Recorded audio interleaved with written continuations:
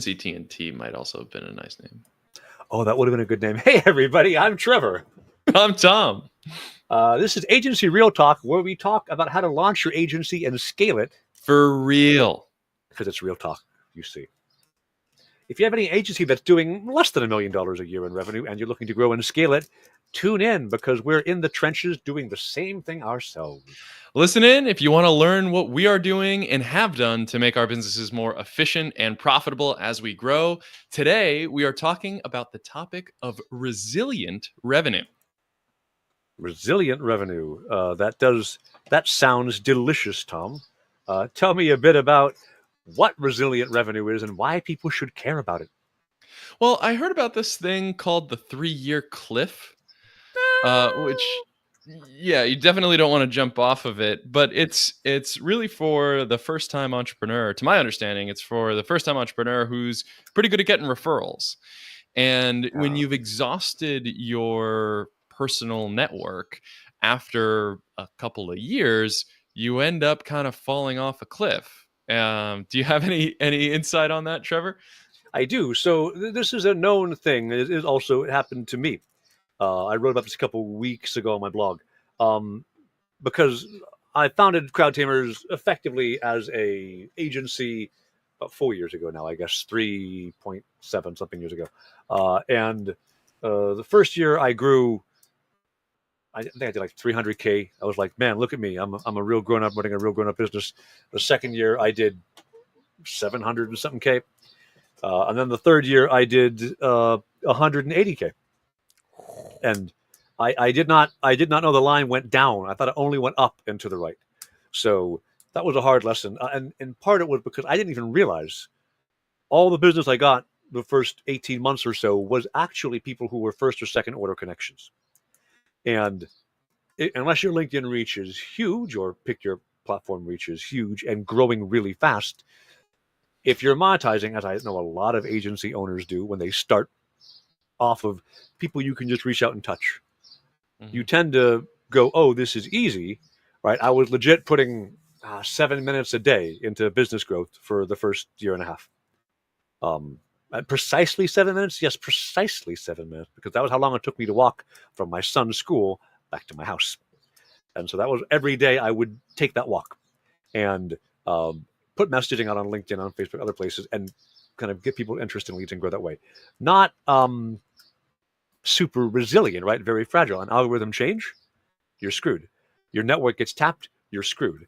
And after barely surviving last year and so kind of slogging my way out of some of those bad decisions this year, one of my big focuses, I've talked to my whole team about, is making sure we are resilient. And you as an agency owner, founder, operator, whomever, do think about what channels do I get my leads from, right? Is it all referral? Is it referral plus, I don't know, Quora, right? Is it wherever? If you only have a very few places you get leads from, or I talked to a agency owner today, and he's like, hey, I never know why, but sometime around June, July every year, I get a really big client. So I'm hoping things turned around. We're really tight for money this year. And I'm like, so you just kind of hope as Hope's a not customer a strategy. acquisition? Yeah, exactly. Hope's usually not a strategy. Hope is real hard to scale. So when you find yourself in that mindset, right, that's what you're saying or doing, you're going to have a hard time being resilient on economic upswing and downswing. You won't be able to do things like say, hey, I just lost my number one client. A third of my revenue just evaporated. I need to make it up somehow. What do I do?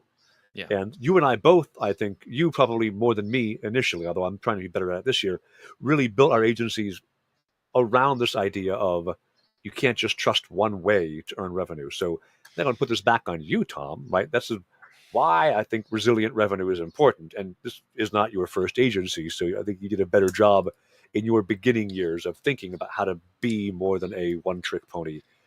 What to you does a good revenue engine look like for an agency?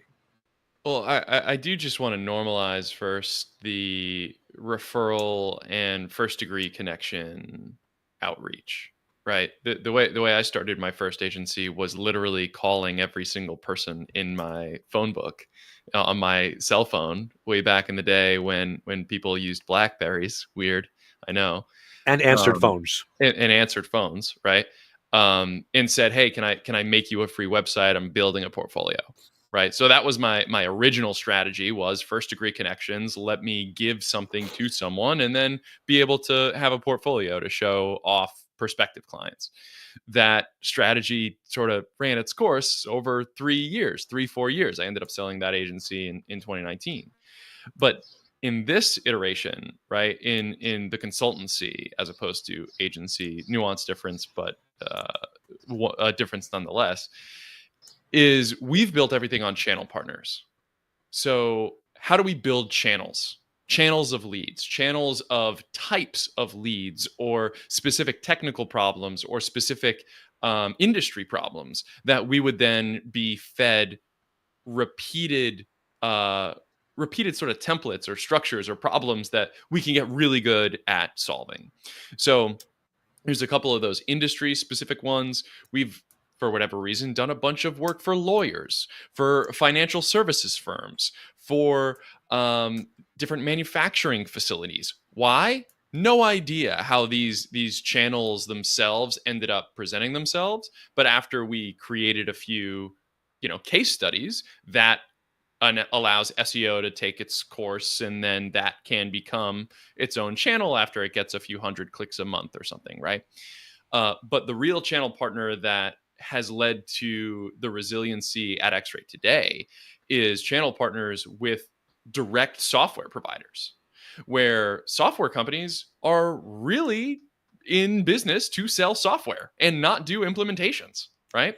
And their retention lives and dies by how it was implemented. So because we've been able to implement such a wide array of software at such a wide array of companies, software companies have been pursuing us now to say, "Hey, can you be the implementation partner, the enterprise implementation partner for our software?" Which is a great position to be in, because now we're saying, "Hey, look, this particular software has these particular attributes and problems and is good for these particular industries," and then we can refine messaging around those niches. And you build a relationship with the software provider directly, so when new features are coming out, or when there's a bug, you can elevate it to the highest level of customer support, which customers tend to like that. So it's how do I create opportunity for other people in my industry, while at the same time enabling them to send work our way, and cherry pick the work we actually want, right? And then share that new opportunity with other folks, sort of continuing the cycle, right? And being able to pay it forward. But those channel partnerships are really difficult to establish, and timing is everything. Sort of who and how you react to different opportunities that are given to you is everything. And building those channel partnerships create that resiliency by nature of the relationship, as opposed to, well, now I need to film a new video every Thursday with Trevor, or whatever it is, to like drum up something new. Like, this is much more of an ancillary opportunity than it is a primary channel partnership, right? Yeah. And so there is something here, like most agency owners can't necessarily find a software vendor, partner, provider, but what you look for here is really the asymmetry, right, Mm-hmm. of value provided on both ends. Because the software providers you're working with, they have reach, but then they have a need they can't fulfill. And Which so is your depth, partnership there, usually. which, yeah, or in your case, like implementation, right? Yeah, Taking yeah. the thing they have and making it work for somebody out there. But then on the flip side, you have the depth you can build, but you don't have the reach. Mm-hmm. So it's an effective partnership because you each provide half of a value chain. And you can do this in almost any industry, right? Like, if you're a freelancer copywriter, you could find somebody who's a freelance graphic designer, right? And like, there are complementary services where you can find other people sort of at the same stage of maturity as you, that are getting customers that need part of their service but also need something else, and being able to refer work back and forth. Sure, it's not a giant channel partnership, but it's enabling someone who is not you to recommend you and create that opportunity, where otherwise you're going to be constantly in this cycle of, secured a deal, give it to yourself or your team. Now you're out of work. Now you got to find a new thing. And it's just so draining on your reserves energy to say, all right, I can go out to another event, find somebody new and convert somebody new again. Like, it's very difficult to do that. So when you have partners in your industry and adjacent industries that at least can validate that what you're doing for the thing that you say that you're doing good, that just helps make that conversation that much easier with a net new lead to you, but somebody that has already done work with somebody else in your industry or your network, rather. And we all know, we've talked about this a couple of months ago now, right? You get clients who are awful, and provided your partner is a good partner, acting in good faith, not a bad partner, right? Yeah. They're also kind of vouching for the client, right? This guy's not a wackadoodle. I've worked with him. He needs something. He's not terrible. I'm referring him to you. That also means you don't have to screen out the absolute psychos from your sales funnel, which is always nice. Okay, so that asymmetry is what you look for in this kind of thing. But in truth, the only way any business builds revenue is with asymmetry, right? If I'm running ads, they have to deliver more value back to me than I put into them, or else I can't keep running them.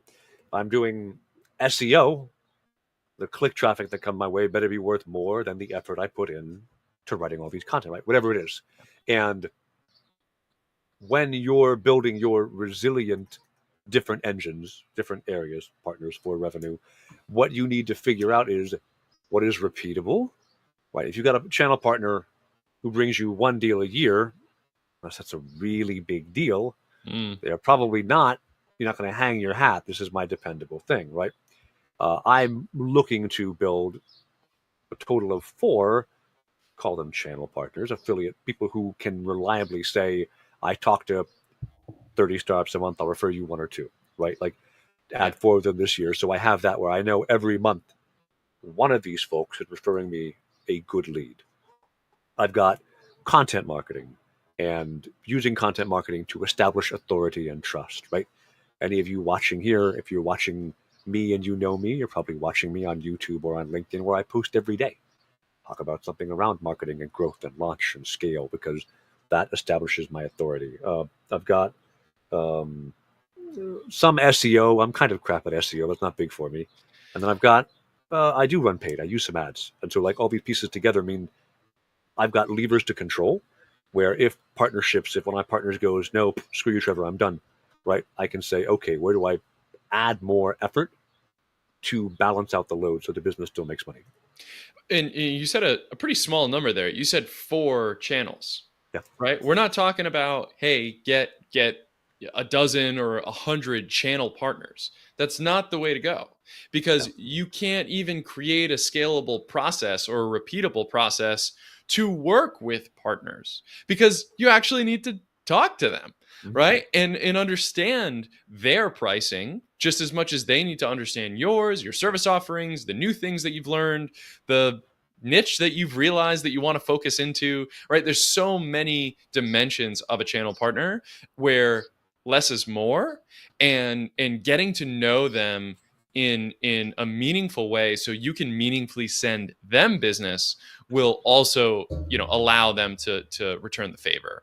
But you need to have that process for even dealing with channel partners, right? What does that actually mean for your organization? Do you sign a contract? Do you promise them anything? Do they promise you anything? Do you exchange assets or materials? Do you include their logo and basic information in the appendage of a sales deck or in your delivery deck? Hey, we did some great work. These are other people in my network that I know that I could recommend to you that, you have vetted, that, know their stuff.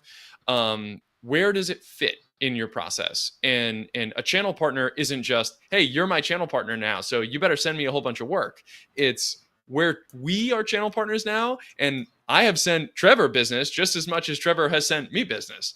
And that two-way street is what makes a channel partner actually work. It is a partnership, not a channel transactionship Yeah. or something like that. But there's also something else that you and I both do that I think is another valuable thing for agencies to do, which is for your consultancy or my agency. The majority of our revenue is from agency contract work, right? Sure. Somebody Sure. needs a service provided, we provide it. We both also built up other ways to bring in revenue than just my people do work, you bill us for it. That's important too. Tell me a bit about what you've built and why. Well, in our particular niche, there's a lot of things to build, right? We're talking about AI technology, we're talking about low code stuff, no code stuff. There's a lot of tooling missing for individuals in the freelancer capacity or agencies that are doing workflow design and automation based work. So, one really simple example, which I'm sure anyone who has used any major automation tool in the last decade has noticed, when something errors, they send you an email, right? Yes. So from Zapier, Airtable, Make, you name it, they send you an email when your automation errors. And if you're an agency and you're running dozens of these accounts for your clients, chances are it's their domain, right? Their login. So it's hello@myclient.com. And when Zapier sends them an error email, you don't know about it. So they are forwarding their error emails to you and saying, hey, please deal with this, right? Maybe that's an experience you haven't had yet. That happened to be something that we have had happen a few hundred times in the last few years. And we built a new product to address that. So they can just ingest auto forwarding rules inside of their Gmail account.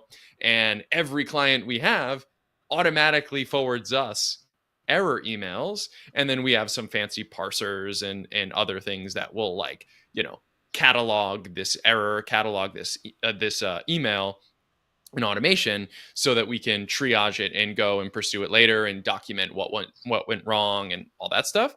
But that's a full blown product that we built with low code, with Airtable and Make and Softer, right, and a whole bunch of different little pieces to diversify our revenue. And we have paid users of that, right? Because people use Airtable and Make and Zapier and get errors in their inbox, and their inbox isn't a to-do list, right? It's an inbox. So it's a little bit easier to triage and share work and group things in the product that we call Guardian. So that was one way that we diversified, but it's not a huge revenue maker by any means, but it's still something in the long term over the next couple of years, as the users of multiple automation platforms expands. This is a pretty unique tool that you just connect to your inbox and are able to really see all the automations and where they're going and how it's working. Something interesting about that to me, I know a lot of agencies where they end up building a product to sell. Mm-hmm. But most of them just build some random freaking thing. I remember a marketing agency I was working with, right? Cool guys, great at marketing, built a product around organizing all of your documents in Google Drive. And Sure. I'm like, what's the?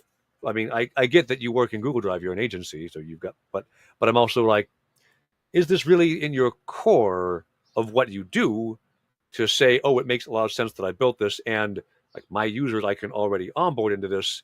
I'm known in the space for this. Like, there's a weird fit, right? In your case, Mm-hmm. it's not. You're saying we're in the no code space. This is a common problem.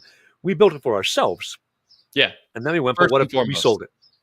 Yeah. And that is, if you're going to do a productized thing, is Mm-hmm. a way smarter way to do it than if you went like, hey, I'm going to build, I don't know, as an example, a tool to help podcasters transcribe their notes and make them searchable, Yeah. as Yeah. an example. Why? Yeah. Like, at least this is something we would use every day and not just once a week, right? Exactly. It's the fact that we are solving our own need first. Yeah. that we can validate that this thing is even worth pursuing. And we can imagine there's other freelancers and agencies that have multiple clients that would like to aggregate error emails into a single view, right? Mhm. And be able to aggregate across every account that they have, Parabola, Make, Airtable, you name it, all get aggregated into one dashboard, regardless of client, regardless of platform, where you can say, all right, hey, somebody on my team, just worry about the errors, please. Here's everything in order, right? You don't need to log into 100 accounts a day to make sure there's not an error. Yeah. I actually do know agency owners that Who do hired that? somebody to actually do that. Oh, that's Um, terrible. yeah, you don't, there's just go to guardian.xray.systems. There That's you just go. There easier. you go. There's your plug. I would note, so I did something similar, but I'm not a technical person. And a lot of what I do doesn't fit into a technical process. But what I have done is basically all of my internal SOPs, all of my internal company training, all the stuff I use to teach my team how to do what we do for clients became a course. And that is a very similar thing, right? This is me. I solved my own problem because it's how we build marketing engines and how we built 77 of them now, right? How we repeatedly build these marketing engines and then package it up with some video, have course materials and stuff all put together, and then launch that. Uh, Launched it last year as just a like, here's a course, kiss off. Did like 20 grand, right? Very kind of easy income from what is basically internal documentation plus 3 or 4 hours of video. Now I'm relaunching it next week. We're going to make it a subscription thing with a community. Like there's a whole, it's a different thing now, but still, I have revenue. 20 grand is not a lot, right? But it's also It's not not nothing. nothing. Not That's not nothing. nothing. That's at my current size. That's payroll for a month. I got a free month worth of payroll out of that. That's not bad. That I wish my payroll was 20 grand. yeah, I know. Well, hire remote more like I do. So that idea for your brand or your business, even if it's just you, right? For a solopreneur or maybe a very small 2-person agency, that 20 grand could be 2 or 3 or 4 months of operation costs, right? Getting something that small and simple and easy as another way to generate revenue. Or the other way I use this SOPs and knowledge and content to make money is I have a book. I sell my book. I sell my book with ads. And we've done it before, and we're not, I'd argue, terribly good at that yet. Our engine for this is pretty inefficient. It cost me about $50 to sell an $8 book, which is not in the normal math something you do more than like twice. But I know every 30-ish book sales is a client for my agency. And so I can go 3 grand into debt to make 15, 30, 50 more in agency services. So that's the other thing you can do, right? This is a bit of a lost leader, but it is also taking knowledge, using ads to promote this, sell it, make an agency go. So you can find a way to make a resilient revenue engine out of stuff you've got lying around, right? My book is basically 26 blog posts compiled with some content between them. There we go, right? If you're already making the content, find a way to use it to build that resilience. You will thank yourself when, because right now I know if I drop 3 grand, I'll get a client. Okay. If I have a real drought of clients, I can say, oh, let me drop 6 or 9 grand, get more volume in of clients at the start of a discussion, and then I'll close more deals in a month or two. It's worth that kind of upfront investment. So knowing that, having that control in your business lets you survive when one of your channels stops working as well, right? And these are both not, I mean, I guess book sales is not even revenue, it's loss, but it's loss that drives towards agency income. Yeah. There's one last point here that you mentioned that I just want to, I think, overemphasize, which is, it's just a couple of blog posts, right? Just a couple of blog posts. What are blog posts? Why do we even do them? What is it? What's the use, right? It's just a blog. This isn't, a lot has changed in the blog world, right? The last decade or two. It's been pretty crazy. And my last company, we didn't start We didn't start blogging until after we already hit 1 million in revenue, until we were already living for 3 years, until we already had a team of 20 people. We did not publish blogs. Huge mistake. Yeah. Massive mistake, because my network went away, right? We Yeah. used a lot of those network connections. And without having a blog, you really don't have the optionality, the ability to even get a spontaneous person from the internet, right? Which is really valuable, by the way, right? When you just show up randomly on some random person's browser from wherever in the world because they were looking for something that you sort of talked about once a couple of years ago, that is so valuable. So that's why at X-Ray we started with a founding blog post, right? The company X-Ray method. What is it like to, X-ray a company? You'd see the people, process, and data that make everything tick, right? But putting effort regularly into a blog post, whether or not that is published regularly, that's a secondary story. Like putting effort in regularly is the first thing that you can control. So putting effort in regularly and trying to publish as consistent as possible on your own site, and maybe some variation on Medium or some variation on LinkedIn or some variation wherever you want to grow a following, is so valuable. And it's not valuable for today. It's valuable for making it incrementally easier months and years from now. There are still content on X-Ray's site that we published 3 years ago that still drive hundreds of clicks and thousands of impressions just because we were talking about looping an array, or like, it doesn't matter what the thing is. You just need to talk about it if you do it. And it doubles as documentation. It doubles as marketing material. It, I guess, triples, quadruples as, reference material that SEO and now the AIs are going to scrape and know and reference. Yeah. And if you're not playing that game, if you're just not writing and you're being silent and you're just doing the work, the industry will pass you by. Because that's exactly what happened when we were doing design sprints in my last agency, which was a really hot topic at the time, right? But until you start creating the content, nobody knows that you're in the field of whatever hot topic. So please, I encourage you, just write it down. Just publish something, because it's going to be infinitely better than nothing, and you just having done the work and wondering why more people aren't finding you for doing the work. Yes, there's I don't remember, you can attribute this to whatever ethnicity. There's the proverb, the best time to plant a tree is 20 years ago, right? And the second best time is today. And that is, I have one blog post I can attribute more than $500,000 of revenue to. And it hasn't had hundreds of thousands of impressions. Was it your favorite? Was it your favorite blog? No. No. Was it the easiest one to write? Also no. Oh, was it the most fun? Further no. So there was two parts of it. One of it was I built the system of how CrowdTamers does go to market about 9 months after I launched the agency. And then I documented it. And one, I wrote it internally first, as you mentioned. It was me writing out how we do it. Yeah. And then like a week later, I published it. And that process, had I not written it out, I wouldn't have the CrowdTamers go-to-market engine, right? So every client I've signed in the last 3 years did that. And a majority of them saw that post first.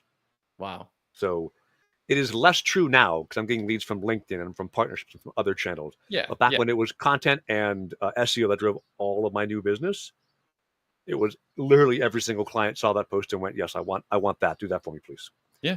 And so imagine paying for that. Imagine paying for the eyeballs that went to that, through that drove to that link. Like it's just not possible, right? The amount of traction from SEO and search and whatever on just the content that we made for free and posted out for free, we couldn't pay for that. We just don't have enough money, right? And it's not realistic to think that you are going to bootstrap your way with ads to get people to subscribe to your service without having some base level thought leadership, blog posts, material that lives and works while you get to sleep. Like that's ultimately what this whole thing is about, right? Creating content that works for you while you get to do other things. And if you're not putting an hour a week into trying to put the brick in the wall that's going to last a lot longer than whatever you have to do today, you're going to be struggling for a little while. Awesome. I agree. So I think that's thought leadership. Yeah, that's all we got. Compounds over That's time, today's right? show. I mean, That's it. That's today's show. start, resilient defying your revenue with everything that we talked about today. Making it bouncier. Yes, it's resilient. I think for anybody, right? You're out there. You're building. You're launching. You're scaling your agency. Right. Tom's mistake from Checkmate that he learned from for X-Ray was invest in that thought leadership upfront. My mistake from Crowd Tamers that I learned from Crowd Tamers, not my only mistake, it's just the one that's been top of mind this year, is really build those multiple different channels of how you bring in leads reliably, because inevitably one of them will fade, right? Referrals will fade, whatever will fade. When you have that second or third or fourth or fifth way to compensate, that's when you become unkillable. We all want to have cockroach businesses, not unicorn businesses. And unicorn cockroaches? Yeah, I'm not sure what that dichotomy was either. Yeah. But you want to be unkillable. You want to have it be the market goes up, market goes down, you're still here. And we can have other discussions later about controlling costs, being smart about, investments, how you like all that stuff on how you make yourself more unkillable on the expense side.